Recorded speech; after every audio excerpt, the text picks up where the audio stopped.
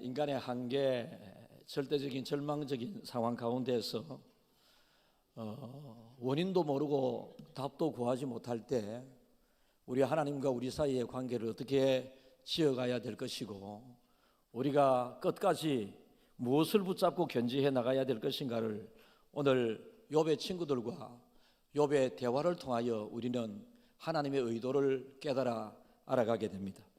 여러분, 그래서 이거는 4600년 800년 전에 일어났던 이스라엘의 역사, 그리고 인간사의 대화 가운데에서 하나님이 우리에게 말씀을 주시는 거거든요. 성경을 가만히 읽어보면 하나님이 직접 우리에게 이렇게 하라 저렇게 하라 이 말씀을 주신 것보다는 사람의 입술을 통해서, 인간 역사 돌아가는 것을 통해서, 세상 현상들을 통해서 하나님이 우리에게 설명하시면서 하나님의 의도와 뜻을 주시는 경우들이 많이 있는데요.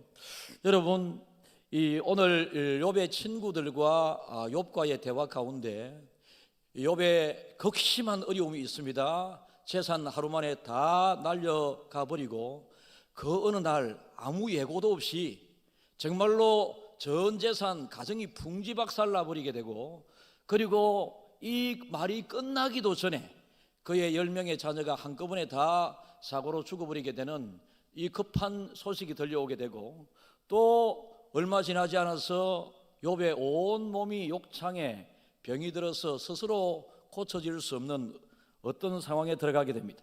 이 상황 가운데 자기의 아내가 저주하면서 당신이 믿는 하나님을 저주하고 죽어버리라 라고 하는 이야기를 남기고 떠나는데요. 이렇게 힘들고 어려운 욥을 위로하기 위하여 친구들이 모여서 욥에게 왔습니다. 너무 바라보니 너무 힘이 듭니다. 너무 애가 탑니다. 안타깝습니다. 일주일을 아무 말하지 않고 같이 침묵 가운데 위로를 해주면서 이제 일주일이 지나고 난 다음에 엘리바스라고 하는 첫째 친구가 이야기하기를 욥에게, 욥아, 하나님은 까닭 없이 이렇게 벌을 내리시는 분이 아니신데 우리는 너가 잘 살고 있는 것처럼 보이지만은 네가 필경 하나님 앞에 숨은 죄가 있을 것이니 이 죄를 회개하라, 그렇게 이야기를 합니다. 그런데 욥이 아무리 돌아봐도 하나님 앞에 완전한 삶을 살았던 자신은 아니지만 원죄적인 타고난 본성은 있었지만은 하나님이 별명을 욥에게 동방의 의인이라고 지어질 정도로 욥은 거의 이 땅에서의 인간으로서의 완벽한 믿음 생활을 했었던 사람이었습니다. 그래서 아무리 생각을 해봐도 심지어 자기의 자녀들이 이 파티를 열고 난 다음에 혹시 마음으로라도 파티 중간에 자기의 자녀들이, 이성 친구들이 파티에 참여하게 되었을 때에 음욕을 품었을까, 그것이 두려워서 파티가 있는 다음 날 이른 아침에 아들 한 명 한 명을 위하여 하나님 앞에 깨끗해질 수 있도록 제사를 드리기까지 한 이 욥이었는데, 아무리 자기 자신을 돌아보아도 지금 이 엘리바스가 하는 이야기에 동의가 잘 안 됩니다. 그래서 가만히 듣고 욥이 또 반박을 하게 되죠. 아니야 엘리바스, 나는 하나님 앞에 내 나름대로 최선을 다하여 산다고 살았어. 그런데 이 아픔이 왔어. 나는 이 아픔의 원인도 이유도 잘 모르겠어. 그렇게 대답을 하게 되었을 때 두 번째 친구가, 아니 이렇게 모든 것이 다 무너져버리고 절망적인 한계 상황에 들어와 있는 이때에도 그래도 너는 아직도 너 자신을 포기할 줄 모르고 네 입이 살아있구나 라고 하면서 막 그렇게 야단을 치는 두 번째 친구의 야단 끝에 이제 욥이 대답하는 내용이 오늘 내용이 되겠습니다. 욥이 하나님에 대하여 얼마나 알았을까요? 욥은 하나님을 잘 믿었습니다. 그러나 욥이 알고 있는 하나님은 정말로 하나님의 본체, 불가지론이라고 하는 이야기를 여러분들이 들어보셨을 것입니다. 여러분, 신비롭고 우리의 힘으로 풀 수 없는 그 본체를 안다고 하는 것은 불가능하다라고 하는 것입니다. 그래서 우리가 하나님의 본체를 우리 인간이 완전하게 이해하고 알아간다고 하는 것은 불가능합니다. 아무리 하나님을 잘 믿었던 욥이라도 하나님의 가르쳐주시는, 알려주시는 그 부분에 대하여 확실한 믿음을 가지고 있었던 것이지, 욥이 알고 있는 하나님은 여러분, 유한한 인간이 무한한 하나님을 다 한다고 하는 것은 불가능하거든요. 그래서 우리는 내 자신의 유한함을 깨닫고 무한하신 하나님의 그 능력과 은혜로 내가 살아갈 수밖에 없음을 생각하면서 내 삶에 여러분 유한한 내 스스로가 해결하고 고쳐나갈 수 없는 문제가 직면하게 되었을 때에 무한하신 하나님의 은혜를 빌어서 하나님의 능력으로 그 문제가 해결받고 질병이 고침받아야 된다라고 하는 것입니다. 여러분, 인간의 유한성 인정할 수밖에 없지 않습니까? 여러분이 안고 있는 문제 여러분 스스로 해결할 수 있다면 문제가 아니죠. 여러분이 염려 근심 걱정 안 하려고 해서 염려와 근심 걱정이 안 몰려오는 것이 아니거든요. 하나님이 여러분의 마음을 지켜주셔야. 여러분의 마음에 사탄은 항상 염려와 근심 걱정 어둠의 세력을 불어넣거든요.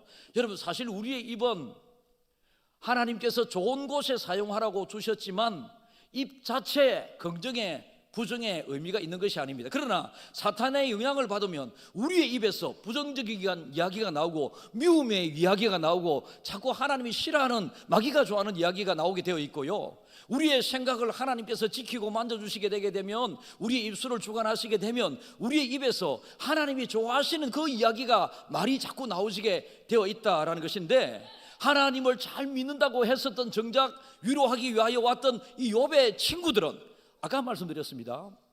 유한한 우리가 하나님의 무한하심에 대하여 다 한다고 하는 것은 불가능한데, 마치 하나님을 다 알고 있는 듯한 그런 마음으로 지금 욥에게 죄를 지적하면서 욥에게 계속 몰아붙이면서 너의 잘못으로 이 아픔이 왔다라고 회개하라고 이야기를 합니다. 그때 욥은, 그래, 난 하나님을 잘 몰라. 그런데 하나님을 굳게 믿어.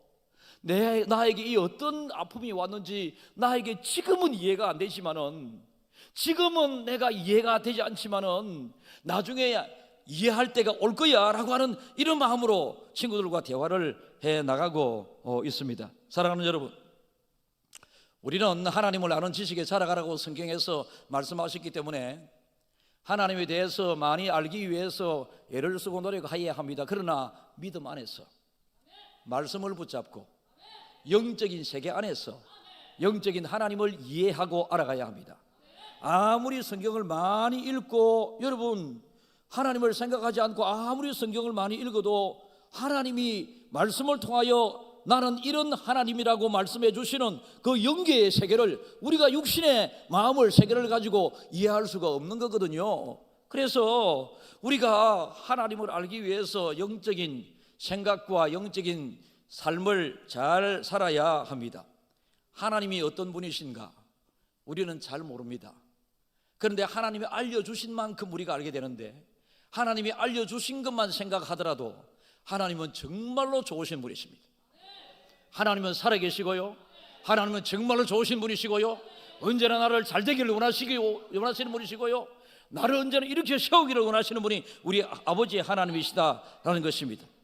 세상 돌아가는 것을 보면, 세상 돌아가는 것을 통해서 하나님을 이해하기가 어렵습니다. 그러나 하나님을 이해하게 되면 세상에 돌아가는 모든 것들이 이해가 됩니다. 왜 세상에 문제가 생겼을까? 이것을 우리가 알게 되는데요, 그래서 우리는 세상의 지식과 내 학문적인 소견을 가지고, 아니면 전통적으로 수십 년 동안 내가 믿음 생활을 했다고 해서, 아니면 목사로서 장로로서 중한 직분자가 됐다고 해서 하나님을 더 많이 알게 되고 아니거든요, 여러분. 그래서 우리가 더 직분을 맡게 되면 더 하나님을 알기 위하여 써야 되고, 더 기도해야 되고, 말씀을 더 묵상하는 중에 정말로 진짜 하나님에 대하여 잘 알아야 되는데, 내가 만드는, 여러분 스스로가 하나님을 알기 위하여 애를 쓰고 노력한다면 그 노력 속에 여러분의 생각과 여러분의 편견과 여러분의 오해와 여러분의 기질이 다 보태져서 결국은 여러분들이 발견하는 그 하나님은 정확한 하나님이 아니고 여러분이 만들어낸 하나님밖에 되지 않는다라고 하는 이 사실을 여러분들이 꼭 기억하면서, 욥의 친구들이 지금 그런 오류 속에 빠져 있다라고 하는 것을 반면교사로 꼭 삼으면서 오늘 하나님의 말씀을 이해했으면 좋겠습니다.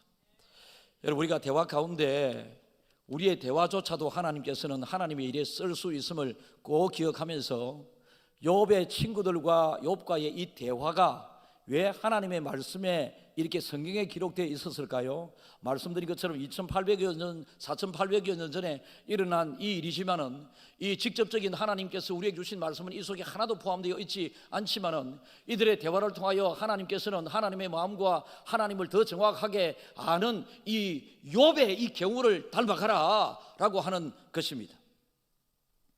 우리는 때로는 하나님에 대하여 구체적으로 디테일하게 현미경으로 차근까지 볼 수 있는 이 영적인 안목이 필요하고요. 여러분, 하나님은 전 우주 역사 창조 주관 다스리시는 분이 우리 하나님이십니다.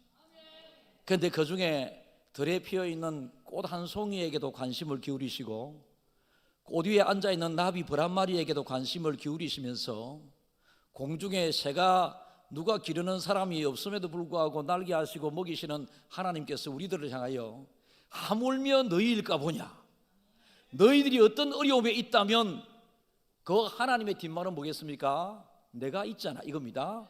그래서 여러분, 때로는 현미경으로 하나님의 디테일하고 구체적인 그 은혜와 사랑을 지금까지 받은 그 속에서도 여러분이 찾고 인정해야 하고요, 때로는 망원경으로 하나님을 바라보면서 세상 돌아가는 모든 것들, 계절을 주관하시는 하나님께서 지금 연지공원에 매화꽃이 많이 피어 있잖아요.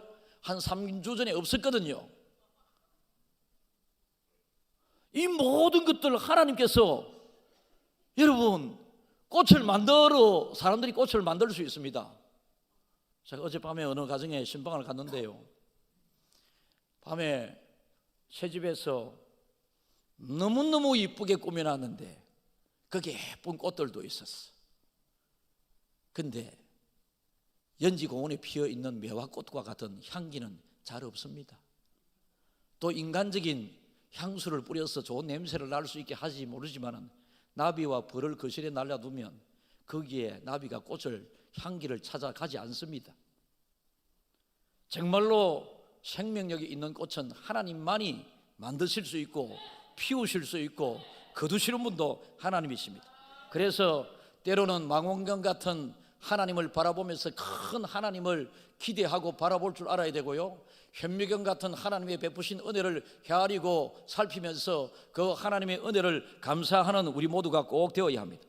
지금은 욥의 고통은 정말로 괴롭거든요. 정말로 엄청난 고통입니다. 여러분, 성경 안에서의 인물이든 이 세상을 살아가던 이 누구이든지 간에 욥이 겪은 만큼 겪고 있는 이 어려움을 여러분 겪은 사람 아무도 없습니다. 그렇잖아요? 10명의 자녀들 다 하루 만에, 평생을 모았던 재산 순식간에, 그의 온 명이 온몸이 질병에 마누라가 저주하여 떠나버리고 친구들도 그를 비판하고 비난하면서 그의 우군이 이 땅에서는 아무도 없습니다. 그런데 욥은 왜 이런 문제가 나에게 왔는가라고 하는 생각에 답은 못 찾았지만 그는 하나님에 대한 원망은 전혀 하지 않습니다.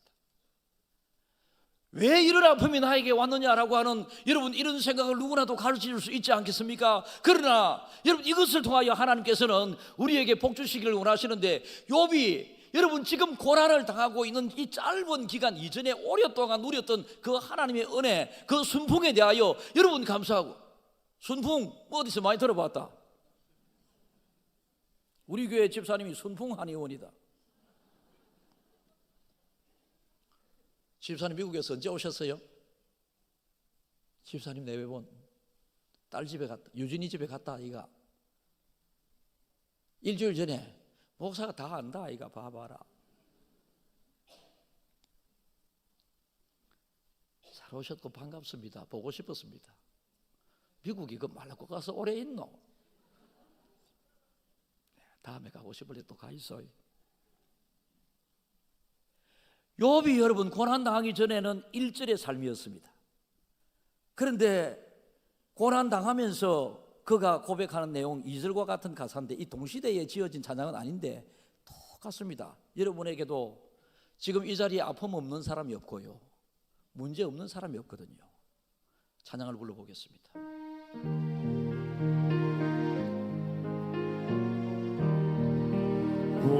고요한 바다로 저쳐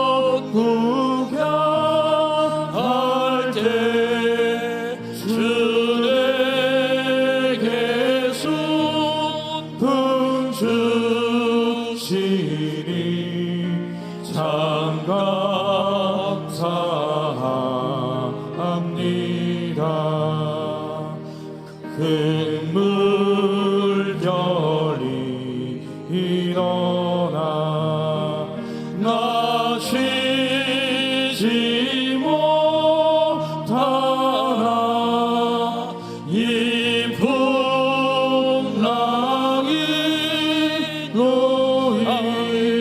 인하여 더 빨리 가합니다.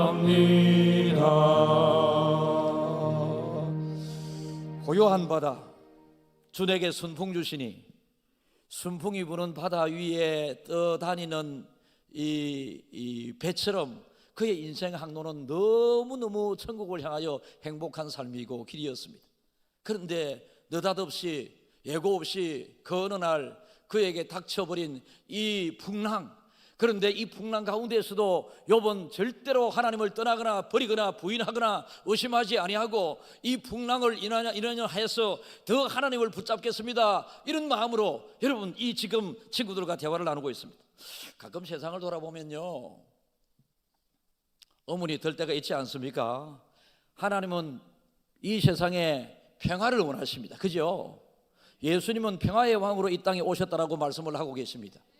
그래서 하나님께서 원하시는 이 세상은 평화로운 세상을 원하시는데 왜 전쟁이 끊어지지 않고 일어나고 있을까요? 하나님께서는 날아다니는 새 한 마리 들에 피어있는 꽃 한 송이에게도 관심을 기울인다고 하신 하나님께서 하물며 너희일까 보냐 이렇게 말씀하셨는데, 그런데 이 땅의 굶주림과 기아 속에서 힘들게 살아가는 사람들이 왜 이렇게 많을까요? 자연을 섭리하고 다스리시는 분이 하나님이시라고 말씀하고 있는데요, 그런데 왜 지진과 산불과 해일이 이렇게 많이 일어나고 있을까요? 우리 주변을 둘러봐도 정말로 욥과 같이 선하게 착하게 하나님을, 예수님을 잘 믿는 사람들에게 왜 저렇게 가혹할 정도로 어려움이 찾아왔을까요? 어린아이들이 글을 적은 것을 보면 어떤 전도사님에게 이런 질문을 어린아이들이 주일학교 시간에 합니다. 하나님께서는 독수리도 만드시고 비둘기도 참새도 만드시는데 이상하게 왜 독수리가 비둘기를 잡아먹어요? 아프게. 하나님은 사자도 만드시고 토끼도 만드시는데 왜 불쌍하게 사자가 자꾸 토끼를 잡아먹어요? 이해할 수 없죠. 답을 내리기가 어렵습니다. 우리가 하나님이 아니기 때문에. 그런데 마치 답을 다 알고 있듯이 욥의 친구들은 지금 욥에게 이야기하거든요. 그래서 여러분, 우리가 누구에게 무슨 이야기를 하게 될 때에 여러분이 옳다고 생각하는 것을 너무 하나님의 옳다고 생각하는 것처럼 그렇게 하지 말아야 합니다. 말할 때도요, 항상 우리가 서로 위하는, 배려하는, 인정하는, 가정에서 여러분 이런 일들이 자꾸 일어나면 골치 아프잖아. 배려하고 그런 것이 필요합니다. 욥의 고통이 마치 이 땅의 평화를 원하지만 전쟁이 끊임없이 일어나듯이 이해가 안 되는 거죠. 저 사람은 정말로 예수 잘 믿고 착한데 저 사람에게 지금 닥치고 있는 저 어려움을 생각하게 될 때에 지금 이해가 안 됩니다. 그런데 그런 가운데에서도 욥은 하나님을 놓치지 않습니다. 여러분, 하나님을 오해하지 않습니다. 하나님을 원망하지 않습니다. 이해 안 된다고 해서 원망해서는 안 됩니다. 우리가 하나님이 원망스럽게 보인다면 원망스러운 마음으로 보기 때문에 하나님이 원망스러운 겁니다. 하나님이 어색하게 보인다면 여러분이 하나님을 어색하게 보기 때문에 하나님이 어색해집니다. 왜 내가 믿는 하나님은 이렇게 좋은 하나님이 아닐까, 이런 마음으로 하나님을 바라본다면 하나님이 나쁘게 보입니다.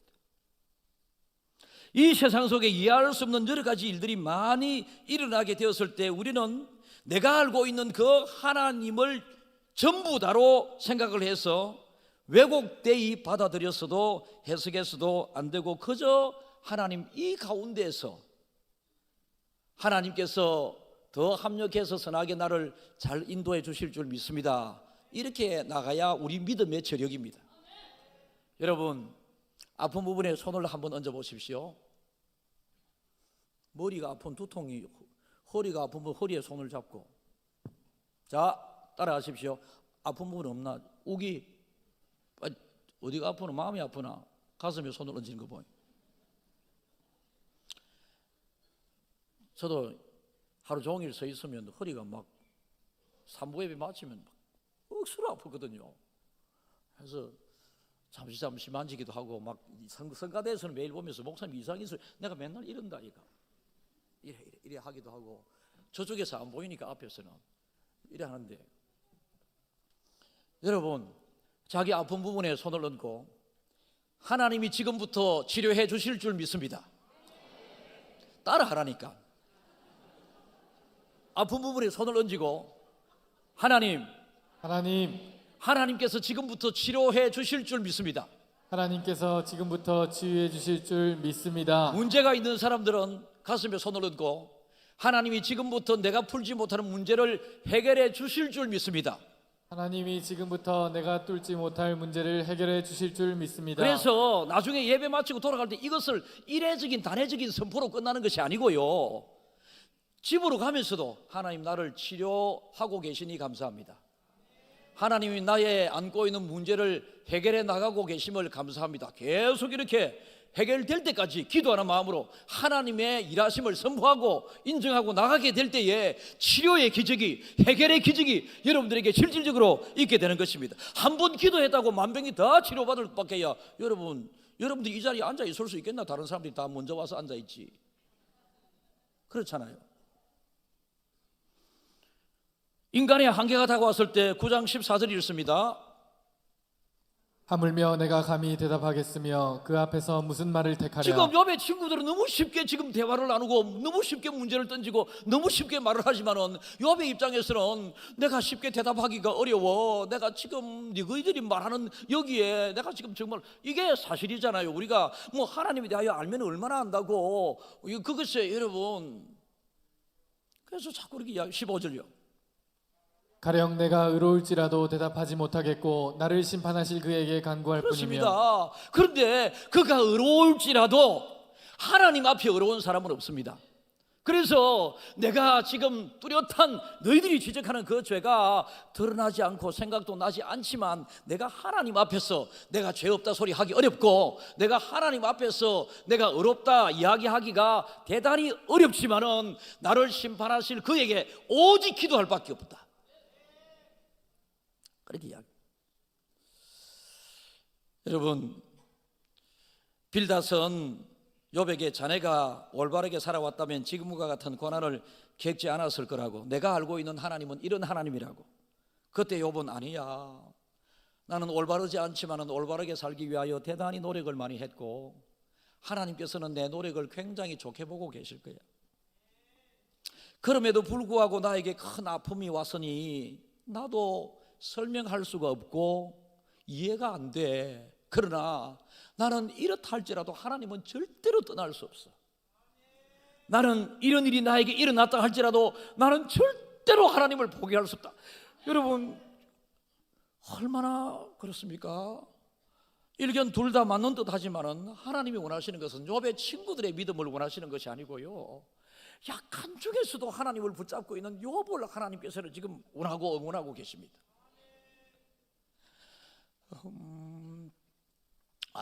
지금 영상을 통해서 아파하시는 분들이 몇 분 있으신데요, 하나님의 만지심이 시작될 줄 믿고요,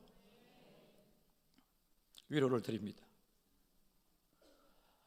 기적과 하나님의 응답은 논쟁을 통해서 만들어지는 것이 아닙니다. 친구들은 자꾸 논쟁을 벌이지만은 대화로 문제를 해결하자고 할 때가 있습니다. 필요합니다. 인간사 문제에.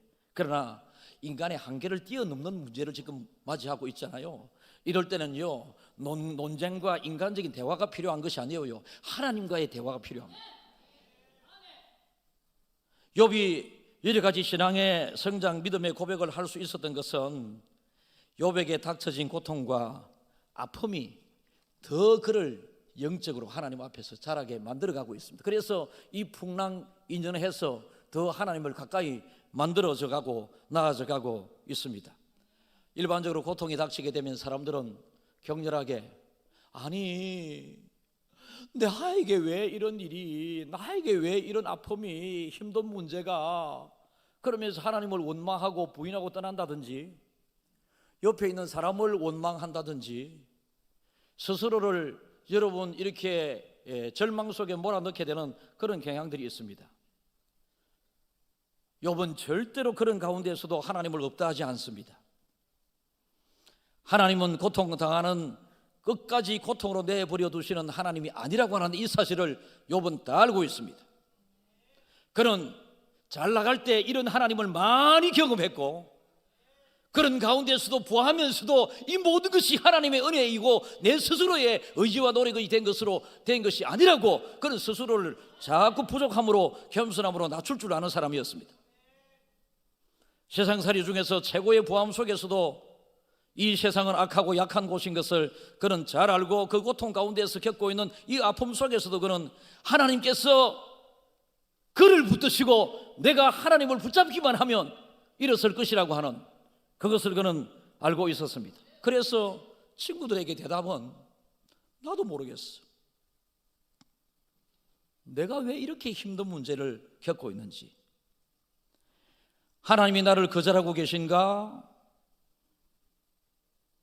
하나님이 나를 거절하려고 할 때라도 나는 그럼에도 불구하고, 그렇게 생각되는 순간이 있다 할지라도 그럼에도 불구하고 나는 끝까지 하나님을 붙들겠네.